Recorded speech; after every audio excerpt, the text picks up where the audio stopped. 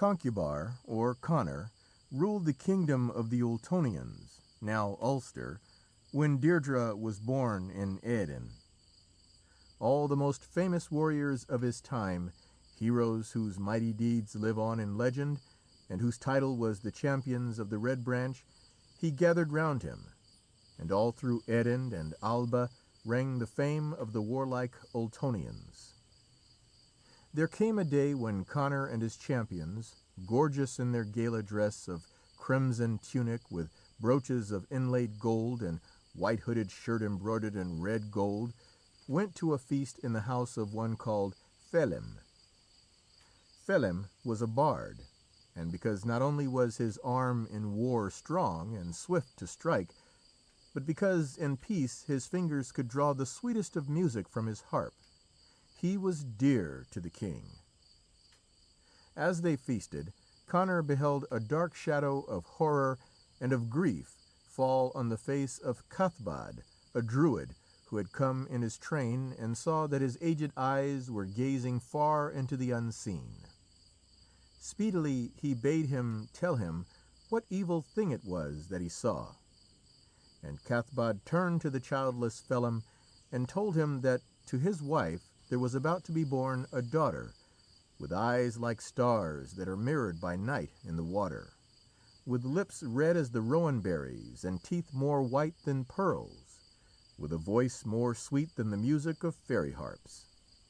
A maiden, fair, tall, long-haired, for whom champions will contend, and mighty kings be envious of her lovely, faultless form. For her sweet sake, he said, more blood should be spilt in Éden than for generations and ages past, and many heroes and bright torches of the Gaels should lose their lives. For love of her, 3 heroes of eternal renown must give their lives away. The sea in which her starry eyes should mirror themselves would be a sea of blood, and woe unutterable should come on the sons of Éden. Then up spoke the lords of the Red Branch, and grimly they looked at Felim the harper. If the babe that thy wife is about to bear is to bring such evil upon our land, better that thou shouldest shed her innocent blood ere she spills the blood of our nation. And Felim made answer, It is well spoken. Bitter it is for my wife and for me to lose a child so beautiful, yet shall I slay her that my land may be saved from such a doom. But Connor the king spoke then, and because the witchery of the perfect beauty and the magic charm of Deirdre was felt by him even before she was born, he said, She shall not die. Upon myself I take the doom. The child shall be kept apart from all men until she is of an age to wed. Then shall I take her for my wife, and none shall dare to contend for her. His voice had barely ceased, when a messenger came to Felim to tell him that a daughter was born to him, and on his heels came a procession of chanting women bearing the babe on a flower-decked cushion. And all who saw the tiny thing, with milk-white skin and locks more yellow than the western gold of the summer sun, looked on her with the fear that even the bravest heart feels on facing the unknown. And Cathbad spoke, Let Deirdre be her name, sweet menace that she is. And the babe gazed up with starry eyes at the white-haired druid as he chanted to her, Many will be jealous of your face, O flame of beauty. For your sake heroes shall go to exile, for there is harm in your face. It will bring banishment and death on the sons of kings. In your fate, O beautiful child, are wounds and ill-doings and shedding of blood. You will have a little grave apart to yourself. You will be a tale of wonder forever, Deirdre. Lady Gregory's translation. As Connor commanded, Deirdre, the little babe of destiny, was left with her mother for only a month and a day, and then was sent with a nurse and with Cathbad the druid to a lonely island, thickly wooded, and only accessible by a sort of causeway at low tide. Here she grew into maidenhood, and each day became more fair. She had instruction from Cathbad in religion and in all manner of wisdom, and it would seem as though she also learned from him some of that mystical power that enabled her to see things hidden from human eyes. "Tell me," one day she asked her teacher, "who made the stars, the firmament above, the earth, the flowers, both thee and me?" And Cathbad answered, "God. But who God is, alas, no man can say." Then Deirdre, an impetuous child, seized the druidical staff from the hand of Cathbad, broke it in two, and flung the pieces far out on the water. "Ah, Cathbad," she cried, "there shall come one in the dim future for whom all your druid spells and charms are naught." Then, seeing Cathbad hang his head, and a tear trickled down his face, for he knew that the child spoke truth, the child, grieved at giving pain to the friend whom she loved, threw her arms about the old man's neck, and by her kisses strove to comfort him. As Deirdre grew older, Conor sent one from his court to educate her in all that any queen should know. They called her the Lavarcam, which in our tongue really means the gossip. And she was one of royal blood who belonged to a class that in those days had been trained to be chroniclers or storytellers. The Lavarcam was a clever woman, and she marvelled at the wondrous beauty of the child she came to teach, and at her equally marvellous mind. One winter day, when the snow lay deep, it came to pass that Deirdre saw lying on the snow a calf that had been slain for her food. The red blood that ran from its neck had brought a black raven swooping down upon the snow. And to Lavarcam, Deirdre said, "If there were a man who had hair of the blackness of that raven, skin of the whiteness of the snow, and cheeks as red as the blood that stains its whiteness, to him should I give my heart." And Lavarcam, without thought, made answer, "One I know whose skin is whiter than the snow, whose cheeks are ruddy as the blood that stained the snow, and whose hair is black and glossy as the raven's wing. He has eyes of the darkest blue of the sky, and head and shoulders is he above all men of Erin." "And what will be the name of that man, Lavarcam?" asked Deirdre. "And whence is he, and what his degree?"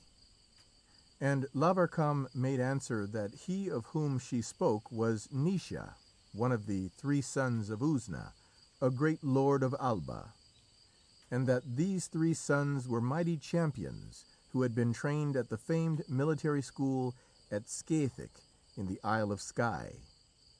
"Then," said Deirdre, "my love shall be given to none but Naoise, son of Usna. To him shall it belong forever." From that day forward, Naoise held kingship over the thoughts and dreams of Deirdre. And when Lavarcam saw how deep her careless words had sunk into the heart of the maiden, she grew afraid, and tried to think of a means by which to undo the harm which, in her thoughtlessness, she had wrought. Now Conor had made a law that none but Cathbad, Lavarcam, and the nurse of Deirdre should pass through the forest that led to her hiding place, and that none but they should look upon her until his own eyes beheld her and he took her for his wife.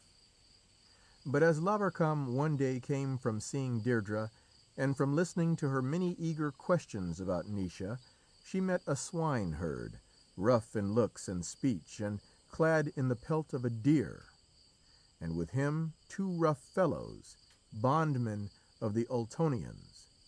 And to her quick mind there came a plan.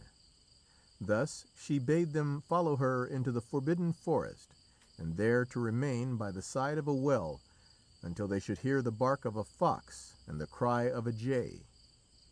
Then they were to walk slowly on through the woods, speaking to none whom they might meet, and still keeping silence when they were again out of the shadow of the trees.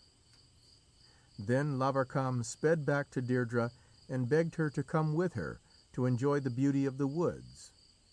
In a little, Lavarcam strayed away from her charge, and soon the cry of a jay and the bark of a fox were heard, and while Deirdre still marvelled at the sounds that came so close together, Lavarcam returned. Nor had she been back a minute before 3 men came through the trees and slowly walked past, close to where Lavarcam and Deirdre were hidden. "I have never seen men so near before," said Deirdre. "Only from the outskirts of the forest have I seen them, very far away. Who are these men who bring no joy to my eyes?" And Lavarcam made answer, "These are Naoise, Arden, and Ainle, the 3 sons of Usna." But Deirdre looked hard at Lavarcam, and scorn and laughter were in her merry eyes. "Then shall I have speech with Naoise, Arden, and Ainle," she said. And ere Lavarcam could stop her, she had flitted through the trees by a path amongst the fern, and stood suddenly before the 3 men. And the rough hinds, seeing such perfect loveliness, made very sure that Deirdre was one of the sea, and stared at her with the round eyes and gaping mouths of wondering terror. For a moment Deirdre gazed at them. Then, "Are ye the sons of Usna?" she asked. And when they stood like stocks, frightened and stupid, she lashed them with her mockery, until the swineherd could no more, and blurted out the whole truth to this most beautiful of all the world. Then, very gently, like pearls from a silver string, the words fell from the rowan red lips of Deirdre. "I blame thee not, poor swineherd," she said. "And that thou mayest know that I deem thee a true man, I would fain ask thee to do one thing for me." And when the eyes of the herd met the eyes of Deirdre, a soul was born in him, and he knew things of which he never before had dreamed. "If I can do one thing to please thee, that will I do," he said. "Aye, and gladly pay for it with my life. Thenceforth my life is thine." And Deirdre said, "I would fain see Naoise, one of the sons of Usna." And once more the swineherd said, "My life is thine." Then Deirdre, seeing in his eyes a very beautiful thing, stooped and kissed the swineherd on his weather-beaten, tanned forehead. "Go then," she said, "to Naoise. Tell him that I, Deirdre, dream of him all the night and think of him all the day, and that I bid him meet me here tomorrow, an hour before the setting of the sun." The swineherd watched her flit into the shadows of the trees, and then went on his way through the snowy woods, that he might pay with his life for the kiss that Deirdre had given him. Sorely puzzled was Lavarcam over the doings of Deirdre that day, for Deirdre told her not a word of what had passed between her and the swineherd. On the morrow, when she left her to go back to the court of King Conor, she saw, as she drew near Eamon Macha, where he stayed, black wings that flapped over something that lay on the snow. At her approach there arose 3 ravens, 3 kites, and 3 hoodie crows, and she saw that their prey was the body of the swineherd, with gaping spear wounds all over him. Yet even then he looked happy. He had died laughing, and there was still a smile on his lips. Faithfully had he delivered his message, and when he had spoken of the beauty of Deirdre, rumour of his speech had reached the king, and the spears of Conor's men had enabled him to make true the words he had said to Deirdre, "I will pay for it with my life." In this way was shed the first blood of that great sea of blood that was spilt for the love of Deirdre, the beauty of the world. From where the swineherd lay, Lavarcam went to the camp of the sons of Usna, and to Naoise she told the story of the love that Deirdre bore him, and counselled him to come to the place where she was hidden and behold her beauty. And Naoise, who had seen how even a rough clod of a hind could achieve the noble chivalry of a race of kings for her dear sake, felt his heart throb within him. "I will come," he said to Lavarcam. Days passed, and Deirdre waited, very sure that Naoise must come to her at last. And one day she heard a song of magical sweetness coming from the trees. 3 voices sung the song, and it was as though one of the sea played a harp to cast a spell upon men. The voice of Ainle, youngest of the sons of Usna, was like the sweet upper strings of the harp, that of Arden the strings in the middle, and the voice of Naoise was like the strings whose deep resonance can play upon the hearts of warriors and move them to tears. Then Deirdre knew that she heard the voice of her beloved, and she sped to him as a bird speeds to her mate. Even as Lavarcam had told her was Naoise, eldest of the sons of Usna, but no words had been able to tell Naoise of the beauty of Deirdre. It was as though a sudden flood of sunshine burst forth in that place, for a woman came from the thicket more beautiful than any dream he had ever dreamed. She was clad in a saffron robe over white that was like the shining of the sun on foam of the sea, and this was clasped with great bands of yellow gold, and over her shoulders was the rippling flood of her hair, the sprays of which lightened into delicate fire, and made a mist before him, in the which he could see her eyes like 2 blue pools wherein purple shadows dreamed. Fiona Macleod. From that moment Naoise gave his love to Deirdre above every other creature, and their souls rushed together and were one for evermore. It was for them the beginning of a perfect love, and so sure were they of that love from the very first moment that it seemed as though they must have been born loving one another. Of that love they talked, of the anger of Connor when he knew that his destined bride was the love of Naoise, and together they planned how it was best for Deirdre to escape from the furious wrath of the king who desired her for his own. Of a sudden the hands of Naoise gripped the iron-pointed javelin that hung by his side, and drove it into a place where the snow weighed down the bracken. "Is it a wolf?" cried Deirdre. And Naoise made answer, "Either a dead man, or the mark of where a man has lain hidden thou wilt find under the bracken." And when they went to look, they found, like the clap of a hare, the mark of where a man had lain hidden, and close beside the javelin that was driven in the ground there lay a wooden-hilted knife. Then said Naoise, "Well, I knew that Connor would set a spy on my tracks. Come with me now, Deirdre, else may I lose thee forever."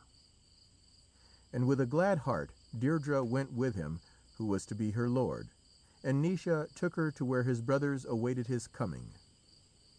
To Deirdre both Ainle and Arden swiftly gave their lifelong allegiance and their love, but they were full of forebodings for her and for Naoise, because of the certain wrath of Connor the king.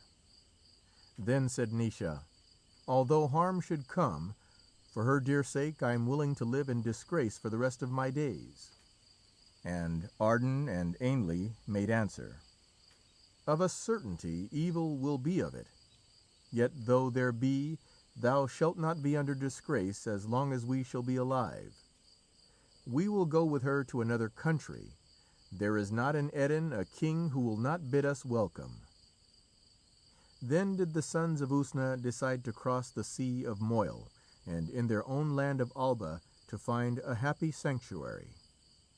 That night they fled, and with them took 3 times 50 men, 3 times 50 women, 3 times 50 horses, and 3 times 50 greyhounds. And when they looked back to where they had had their dwelling, they saw red flames against the deep blue sky of the night, and knew that the vengeance of Connor had already begun. And first they travelled round Erin, from Isa to Ben Eter, and then in a great black galley they set sail. And Deirdre had a heart light as the white-winged sea-birds, as the men pulled at the long oars and sang together a rowing song. And she leaned on the strong arm of Naoise, and saw the blue coastline of Erin fading into nothingness. In the bay of Eros, on the eastern shores of the island of Mull, they found their first resting place. but there they feared treachery from a lord of Apen, for the starry eyes of Deirdre were swift to discern evil that the eyes of the sons of Usna could not see. Thus they fared onward until they reached the great sea loch of Etive, with hills around it, and Ben Cruachan, its head in mist, towering above it like a watchman placed there by time to wait and to watch over the people of those silent hills and lonely glens until time should give place to his brother Eternity. Joy was in the hearts of the three sons of Usna when they came back to the home of their fathers. Usna was dead, but beyond the falls of Lora was still the great dun, the vitrified fort, which he had built for himself and for those who should follow him. For Deirdre then began a time of perfect happiness.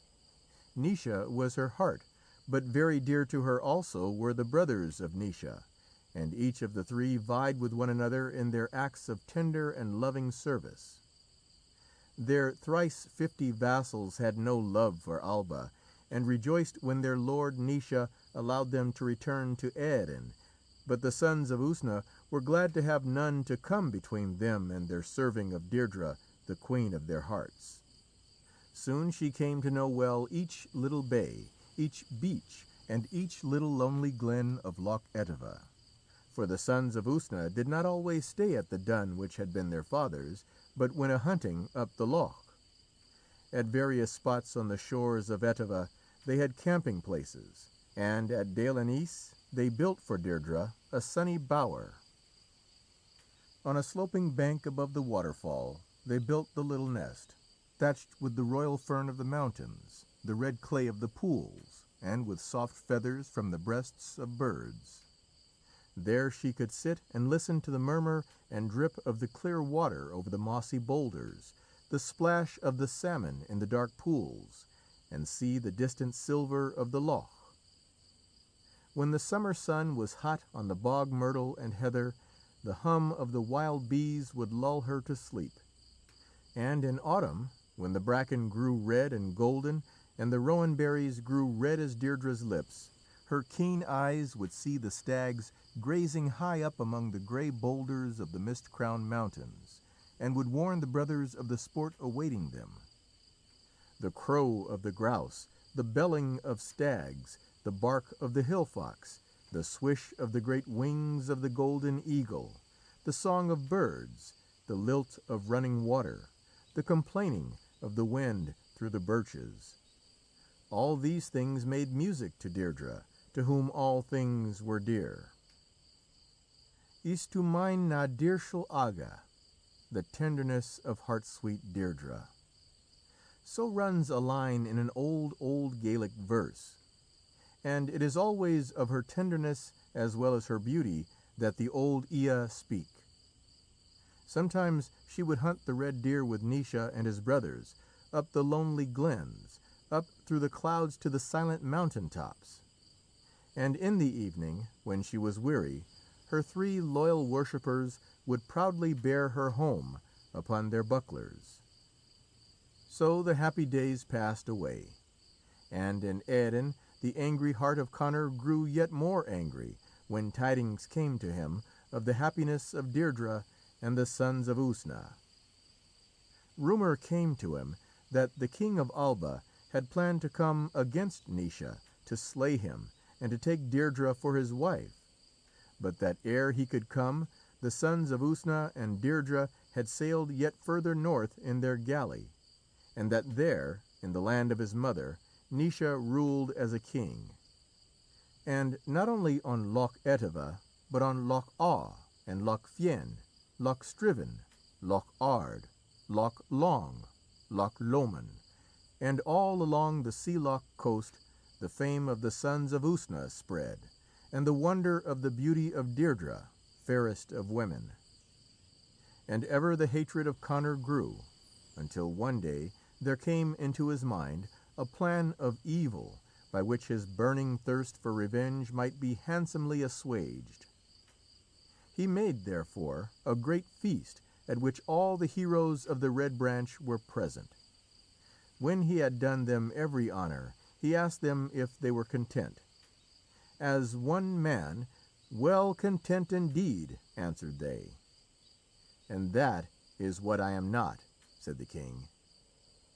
Then, with the guile of fair words, he told them that to him it was great sorrow that the three heroes, with whose deeds the western isles and the whole of the north and west of Alba were ringing, should not be numbered amongst his friends, sit at his board in peace and amity, and fight for the Ultonians like all the other heroes of the Red Branch.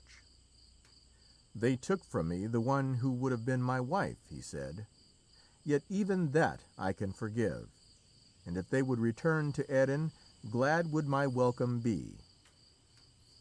At these words there was great rejoicing amongst the lords of the Red Branch, and all those who listened. And Connor, glad at heart, said, My 3 best champions shall go to bring them back from their exile. And he named Conall the Victorious, Cuchulainn, and Fergus, the son of Rosa the Red. Then, secretly, he called Conall to him, and asked him what he would do if he were sent to fetch the sons of Usna, and, in spite of his safe conduct, they were slain when they reached the land of the Ultonians. And Conall made answer that, should such a shameful thing come to pass, he would slay with his own hand all the traitor dogs. Then he sent for Cuchulainn, and to him put the same question, and in angry scorn the young hero replied that even Connor himself would not be safe from his vengeance were such a deed of black treachery to be performed. Well did I know thou didst bear me no love, said Connor, and black was his brow. He called for Fergus then, and Fergus, sore troubled, made answer that were there to be such a betrayal, the king alone would be held sacred from his vengeance. Then Connor gladly gave Fergus command to go to Alba as his emissary, and to fetch back with him the 3 brothers and Deirdre the beautiful. Thy name of old was Honeymouth, he said, so I know well that with guile thou canst bring them to Erin. And when thou shalt have returned with them, send them forward, but stay thyself at the house of Borach. Borach shall have warning of thy coming. This he said because to Fergus and to all the other of the Red Branch a gisa, or pledge, was sacrosanct. And well he knew that Fergus had as one of his gisa that he would never refuse an invitation to a feast. Next day, Fergus and his 2 sons, Ilin the Fair and Björn the Red, set out in their galley for the dun of the sons of Usna on Loch Etive. The day before their hurried flight from Erin, Ainley and Arden had been playing chess in their dun with Connor the king. The board was of fair ivory, and the chessmen were of red gold, wrought in strange devices.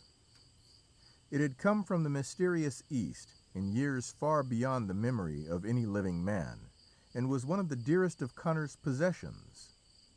Thus, when Ainley and Arden carried off the chessboard with them in their flight, after the loss of Deirdre, that was the loss that gave the king the greatest bitterness. Now it came to pass that as Naoise and Deirdre were sitting in front of their dun, the little waves of Loch Etive, lapping up on the seaweed, yellow as the hair of Deirdre far below, and playing chess at this board, they heard a shout from the woods down by the shore, where the hazels and birches grew thick. That is the voice of a man of Erin, said Naoise, and stopped in his game to listen. But Deirdre said very quickly, Not so. It is the voice of a Gael of Alba. Yet so she spoke that she might try to deceive her own heart, that even then was chilled by the black shadow of an approaching evil. Then came another shout, and yet a third, and when they heard the third shout, there was no doubt left in their minds, for they all knew the voice for that of Fergus, the son of Rosa the Red. And when Arden hastened down to the harbour to greet him, Deirdre confessed to Naoise why she had refused at first to own that it was a voice from Erin that she heard. I saw in a dream last night, she said, 3 birds that flew hither from Eamon Macha, carrying 3 sips of honey in their beaks. The honey they left with us, but took away 3 sips of blood. And Naoise said, "What then, best beloved, dost thou read from this dream of thine?" And Deirdre said, "I read that Fergus comes from Conor with honeyed words of peace, but behind his treacherous words lies death." As they spake, Arden and Fergus and his following climbed up the height where the bog myrtle and the heather and sweet fern yielded their sweetest incense as they were wounded under their firm tread. And when Fergus stood before Deirdre and Naoise, the man of her heart, he told them of Conor's message, and of the peace and the glory that awaited them in Erin if they would but listen to the words of welcome that he brought. Then said Naoise, "I am ready." But his eyes dared not meet the sea-blue eyes of Deirdre, his queen. "Knowest thou that my pledge is one of honour?" asked Fergus. "I know it well," said Naoise. So in joyous feasting was that night spent, and only over the heart of Deirdre hung that black cloud of sorrow to come, of woe unspeakable. When the golden dawn crept over the blue hills of Loch Etive, and the white-winged birds of the sea swooped and dived and cried in the silver waters, the galley of the sons of Usna set out to sea. And Deirdre, over whom hung a doom she had not the courage to name, sang a song at parting, the Lay of Deirdre. Beloved land, that eastern land, Alba with its wonders. Oh, that I might not depart from it, but that I go with Naoise. Beloved is Dunfiga and Dunfin, beloved the Dun above them. Beloved is Innisdraigen, and beloved Dun Sweeney. Kilhoun, O Kilhoun, where Ainley would alas resort. Too short, I deem, was then my stay with Ainley in Odiad Alban. Glenlade, O Glenlade, I used to sleep by its soothing murmur. Fish and flesh of wild boar and badger was my repast in Glenlade. Glenmason, O Glenmason, high its herbs, fair its boughs. Solitary was the place of our repose on grassy Invermason. Glenech, O Glenech, there was raised my earliest home. Beautiful its woods on rising when the sun struck on Glenech. Glenurken, O Glenurken, it was the straight glen of smooth ridges. Not more joyful was a man of his age than Naoise in Glenurken. Glendarued, O Glendarued, my love each man of its inheritance. Sweet the voice of the cuckoo on bending bough on the hill above Glendarued. Beloved is Draigen and its sounding shore. Beloved is the water o'er the pure sand. Oh, that I might not depart from the east, but that I go with my beloved. Translated by W. F. Skene, LL.D. Thus they fared across the grey-green sea betwixt Alba and Erin, and when Arden and Ainley and Naoise heard the words of the song of Deirdre, on their hearts also descended the strange sorrow of an evil thing from which no courage could save them. At Ballycastle, opposite Rathlin Island, where a rock on the shore, Carrig Usnich, still bears the name of the sons of Usna, Fergus and the returned exiles landed. And scarcely were they out of sight of the shore when a messenger came to Fergus bidding him to a feast of ale at the Dun of Borach. Then Fergus, knowing well that in this was the hand of Conor and that treachery was meant, reddened all over with anger and with shame. But yet he dared not break his gaze, even although by holding to it the honour he had pledged to the 3 brothers for their safe conduct and that of Deirdre was dragged through the mire. He therefore gave them his sons for escort, and went to the feast at the Dun of Borach, full well knowing that Deirdre spoke truth when she told him sadly that he had sold his honour.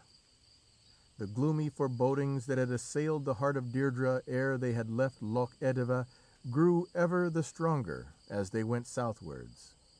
She begged Naoise to let them go to some place of safety, and there wait until Fergus had fulfilled his geasa and could rejoin them and go with them to Eamon Macha. But the sons of Usna, strong in the knowledge of their own strength, and simply trustful of the pledged word of Conor and of Fergus, laughed at her fears and continued on their way. Dreams of dread portent haunted her sleep, and by daytime her eyes in her white face looked like violets in the snow.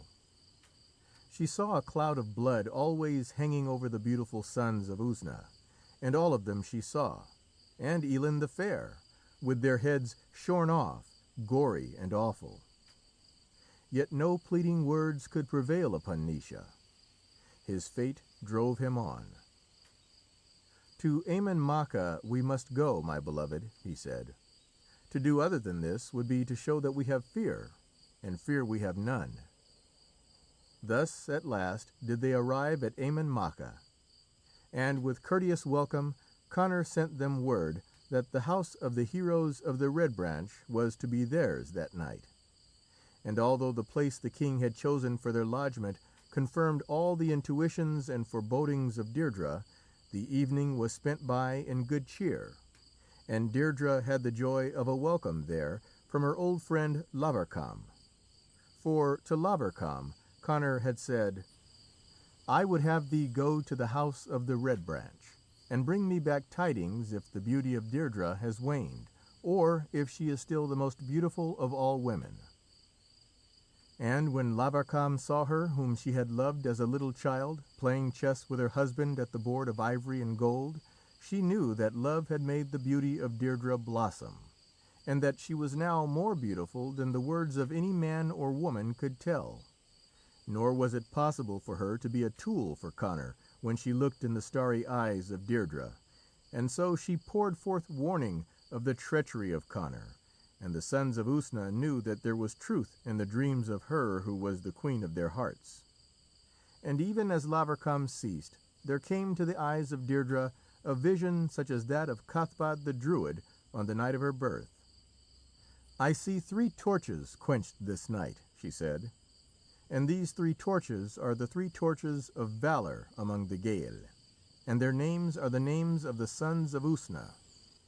And more bitter still is this sorrow, because that the Red Branch shall ultimately perish through it, and Ulad itself be overthrown, and blood fall this way and that as the world reigns of winter." Fiona Macleod. Then Lavarcam went her way, and returned to the palace at Eamon Macha, and told Conor that the cruel winds and snows of Alba had robbed Deirdre of all her loveliness, so that she was no more a thing to be desired. But Naoise had said to Deirdre when she foretold his doom, "Better to die for thee and for thy deathless beauty than to have lived without knowledge of thee and thy love."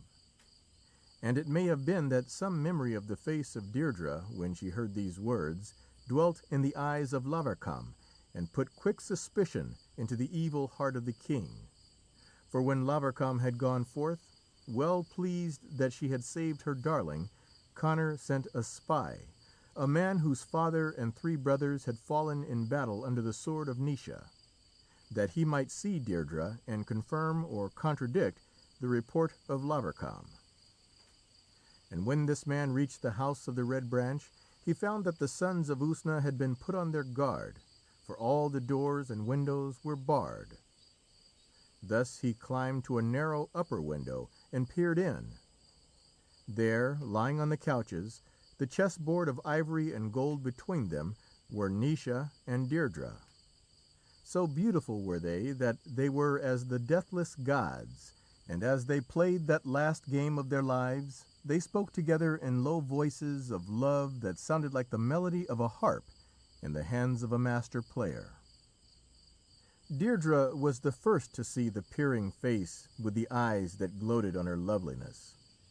No word said she, but silently made the gaze of Naoise follow her own, even as he held a golden chessman in his hand, pondering a move.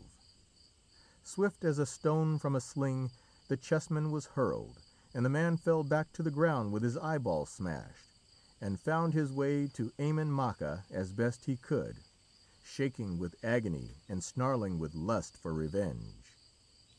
Vividly he painted for the king the picture of the most beautiful woman on earth as she played at the chessboard that he held so dear. And the rage of Conor that had smouldered ever since that day when he learned that Naoise had stolen Deirdre from him flamed up into madness. With a bellow like that of a wounded bull, he called upon the Ultonians to come with him to the house of the Red Branch, to burn it down, and to slay all those within it with the sword, save only Deirdre, who was to be saved for a more cruel fate. In the house of the Red Branch, Deirdre and the 3 brothers and the 2 sons of Fergus heard the shouts of the Ultonians and knew that the storm was about to break.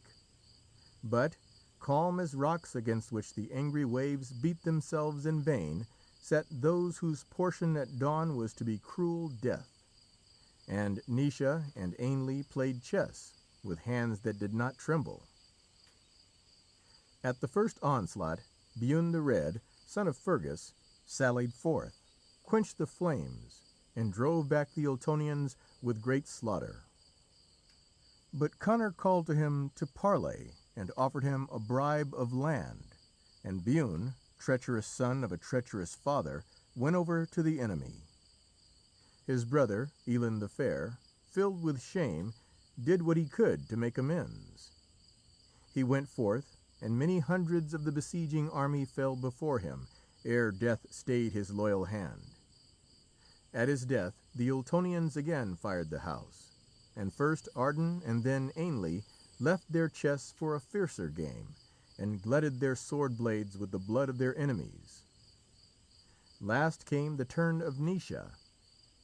He kissed Deirdre, and drank a drink, and went out against the men of Conor, and where his brothers had slain hundreds, 1,000 fell before his sword. Then fear came into the heart of Conor, for he foresaw that against the sons of Usna no man could prevail, save by magic. Thus he sent for Cathbad the Druid, who was even then very near death. And the old man was carried on a litter to the house of the Red Branch, from which the flames were leaping, and before which the dead lay in heaps. And Conor besought him to help him to subdue the sons of Usna, ere they should have slain every Ultonian in the land. So, by his magic, Cathbad raised a hedge of spears round the house. But Naoise, Arden, and Ainley, with Deirdre in their centre, sheltered by their shields, burst suddenly forth from the blazing house, and cut a way for themselves through the hedge, as though they sheared green wheat. And, laughing aloud, they took a terrible toll of lives from the Ultonians, who would have withstood them. Then again the Druid put forth his power, and a noise like the noise of many waters was in the ears of all who were there. So suddenly the magic flood arose that there was no chance of escape for the sons of Usna. Higher it mounted, ever higher, and Naoise held Deirdre on his shoulder and smiled up in her eyes as the water rose past his middle. Then, suddenly as it had come, the flood abated, and all was well with the Ultonians, who had sheltered on a rising ground. But the sons of Usna found themselves entrapped in a morass where the water had been. Conor, seeing them in his hands at last, bade some of his warriors go and take them. But for shame no Ultonian would go. And it was a man from Norway who walked along a dry spit of land to where they stood, sunk deep in the green bog. "Slay me first," called Arden, as he drew near, sword in hand.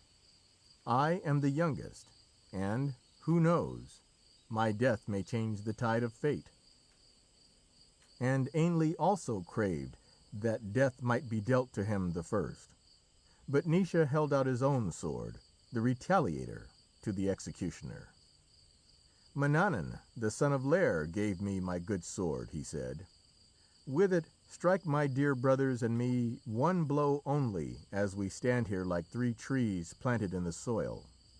Then shall none of us know the grief and shame of seeing the other beheaded." And because it was hard for any man to disobey the command of Naoise, a king of men, the Norseman reached out his hand for the sword. But Deirdre sprang from the shoulder of Naoise and would have killed the man ere he struck. Roughly he threw her aside, and with one blow he shore off the heads of the three greatest heroes of Alba.